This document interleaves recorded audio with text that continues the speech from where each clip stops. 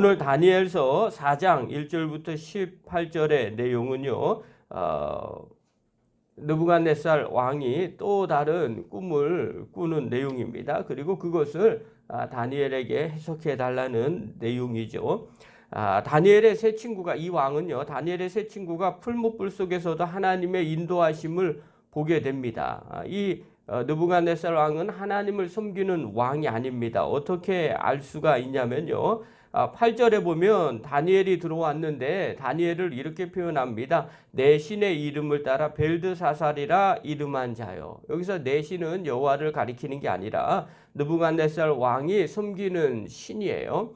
이 신의 이름을 따라 벨드사살이라고 이야기를 한 거죠. 그러니까 다니엘의 이름을 이제 신의 이름과 같이 그렇게 바꿔서 부른 거예요. 이걸 통해서는 알 수 있는 게 이 왕이 하나님을 섬기는 사람은 아니다는 거죠. 그럼에도 불구하고 다니엘의 세 친구가 풀무불 속에서 하나님의 인도하심을 보았어요. 또 그전에는 아무도 자기의 꿈을 해석하지 못했는데 다니엘이 그런 꿈을 해석해 주었어요. 자, 그러면 이제 이 왕은 어떤 생각이 들었을까?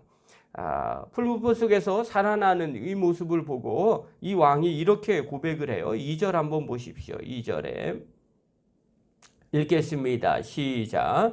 지극히 높으신 하나님이 내게 행하신 이적과 놀라운 일을 내가 알게 하기를 즐겨하노라. 그러니까 자기가 믿고 있는 신이 있지만 정말 너희가 믿고 있는 그 하나님, 높으신 하나님이구나. 이것을 내가 즐겨 알기를 원한다. 관심 있다. 정말 인정하겠다. 뭐 이런 내용들이 얘기하는 거죠. 그래서 지극히 높으신 하나님께서 내게 이것을 알게 해주신 것이다. 풀무불 속에서 살아남은 이 놀라운 일들을 통해서 보면서 아는 거죠. 하나님께서 네가 믿고 있는 하나님이 이런 일들을 내게 알게 해주신 것이다 라고 고백하는 거예요. 그래서 즉 이 내용은 뭐냐면요. 이 느부갓네살 왕의 하나님께서 이 영적인 체험을 통해서 하나님이 어떤 분인지를 친히 교육을 시키시는 겁니다. 그래서 우리가 신앙생활을 할 때 좀 조심스럽지만 신앙 교육이 뭘까? 교회 안에서 훈련받고 교회 안에서 성경 공부를 한다 뭐 이렇게 표현하는데 사실은 신앙의 교육이거든요. 그걸 전부 합쳐서.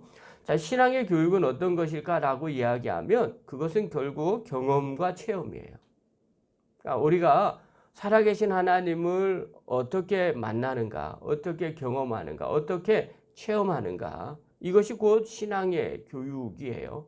그래서 우리가 자꾸 성경을 많이 가르쳐주고 배운다고 해서 그게 믿음이 잘하는 거냐라고 할 때 그건 지적인 호기심이고 지적인 만족이에요. 구약에 있는 말씀을 드렸지만 초대교회 때 313년 이전에 이스라엘 신앙인들은 성경책도 제대로 없었어요. 왜냐하면 그때 고대 시대는 성경책 자체가 사치품이에요. 책 한 권만 책만 3-4권 있었다 그러면 그건 엄청난 재벌인 거죠. 왜냐하면 그때 책들은 다 나라에서 몇 권밖에 없었어요. 이런 시대고요. 활자술이 발전된 16세기, 15세기, 16세기 넘어서나 비로소 이제 책들을 갖게 됐어요. 그전에는 그럼 성경이 거의 없는 거죠. 두루마기도 사본도 너무너무 귀한 거예요. 그러면 어떻게 그들이 성경을 많이 알았겠어요? 잘 몰랐어요. 다만 성경에 있는 내 이야기들을 우리 구전 동요처럼 아니면 그 동화처럼 부모님들이 아니면 주변에 있는 사람들이 계속해서 그걸 가르쳐 줬겠죠. 반복적으로. 그래서 유대인들은 성경을 암송했던 이유가 있어요. 성경책이 집에 없으니까 일단 가서 암송을 하는 거예요. 그래서 모세오경은 기본적으로 외우기 시작을 하는 거죠. 그것처럼 마찬가지예요. 말씀을 엄청나게 많이 알았었느냐? 초대교인들은 그러지 않아요. 중요한 것, 하나님이 어떤 분이다. 하나님이 이런 일을 행했었다. 이런 일이 있었었다. 이런 것들을 했었다. 그것을 어렸을 때부터 들었겠죠. 그리고 본인들이 신앙생활 하는데 우리 부모님들이나 주변에 있는 사람들이 영적인 하나님과 교제하고 동행하는 신앙의 모습을 본 거죠. 그걸 통해서 신앙이 하나님이 살아계시는구나, 함께 하시는구나, 나의 하나님이시지 이렇게 고백하고 간 거죠. 이게 신앙의 교육이에요. 우리가 이 부분을 놓치면요, 자꾸 드라이하게 성경을 뭘 배워야만 하나님을 더 깊이 알고 믿음이 더 좋아진다고 오해하게 되는 거죠. 물론 아는 게 모르는 것보다는 훨씬 낫겠죠. 그러나 본질적으로는 그렇지 않다는 거죠. 자, 느부갓네살 왕이 또 다른 꿈을 꾸게 됩니다. 그런데 이것은 이전과 다르게 반응을 해요. 느부갓네살 왕이 이전에는 꿈 내용도 가르쳐 주지 않았는데 이번에는 꿈 내용조차 가르쳐 줍니다. 6절하고 7절 한번 보십시오. 읽겠습니다. 시작.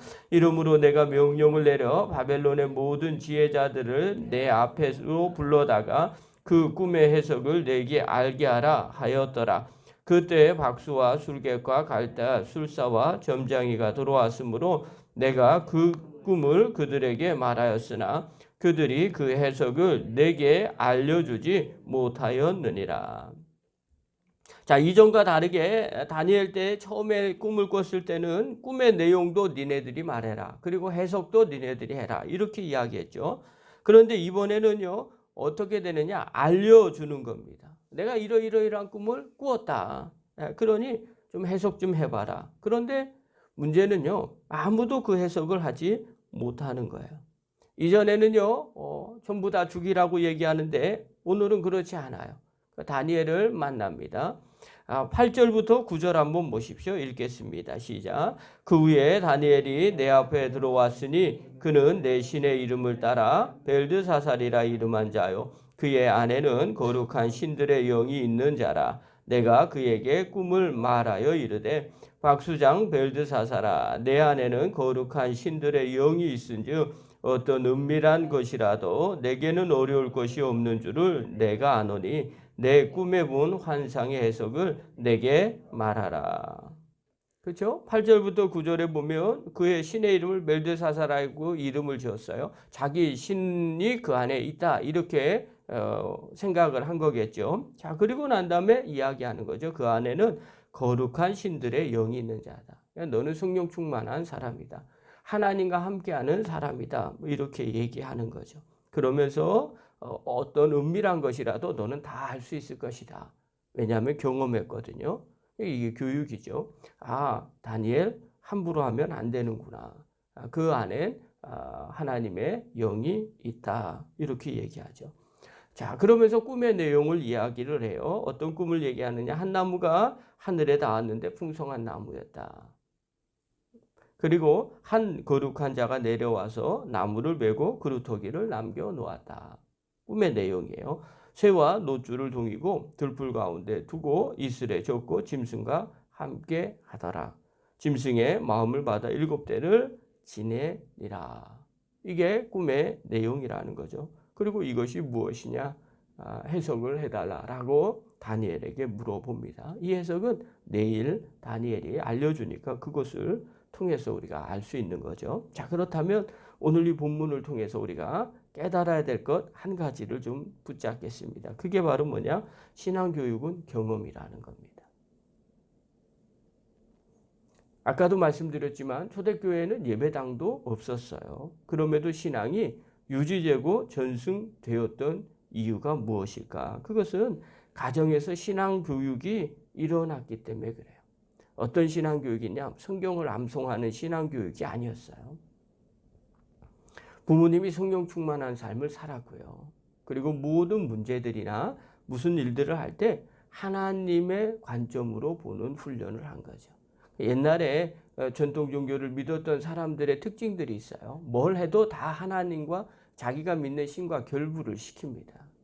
그것은 뭐 어디를 간다? 이러면 안 돼. 뭐 자기가 믿고 있는 뭐가 노예. 그래서 이걸 정리하고 어디 갈 때도 함부로 하지 않고 뭐 이런 일들을 계속 반복적으로 하는 거죠. 그런 모습을 통해서 그의 사람들이 보게 되는 거죠. 자기도 모르게 훈련이 되는 거예요. 오늘날 많은 분들이 하는 이야기들입니다. 왜 신앙이 전승이 되지 않는가? 이유를 이야기할 때 가정에서 신앙적으로 살지 않기 때문에 그렇다는 거예요. 그러니까 우리는요, 신앙 따로, 삶 따로라고 얘기하는 거예요. 많은 분들이 그렇게 산다는 겁니다. 그러니까 신앙이 전승이 되지 않는 거죠. 중요한 것은요, 내가 성령 충만한 삶을 살고 또 내 신앙의 모습을 어렸을 때부터 훈련시키고 교육을 시키다 보면 우리의 자녀들의 신앙의 눈이 자연스럽게 하나님 중심으로 보게 되는 겁니다. 그리고 판단하게 되는 거죠. 오늘 느부갓네살 왕도요, 첫 번째 꿈 해석에 이어서 또 다니엘의 세 친구들이 풀무 속에서 살아나는 것을 보고 그와 함께 뛰놀던 신을 또 깨닫게 되고 보게 됩니다. 그리고 난 뒤에 그가 고백하는 거죠. 다니엘이 섬기는 신이 정말 위대한 신이구나. 그렇게 인지하게 되고요. 인식하게 되는 거예요. 이것이 자연스럽게 훈련을 통해서 주변의 영적인 경험들을 통해서 보여지게 되고 느껴지게 되고 또 고백하게 되는 거죠. 우리도 마찬가지입니다. 우리가 오늘 이 새벽에 나온 귀한 성도 여러분, 그리고 또 영상을 보시는 귀한 성도 여러분, 날마다 마음 가운데 이 부분을 점검하십시오. 내가 성령 충만하고 살아계신 하나님을 경험하고 또 하나님과 동행하는 모습들을 보여지게 된다면 그때부터 신앙의 교육은 일어나게 되더라는 겁니다. 저와 여러분이 그런 신앙의 교육을 하는, 그래서 다음 세대들이 하나님의 은혜를 누리는 믿음의 종이 되기를 간절히 축원합니다. 기도하겠습니다.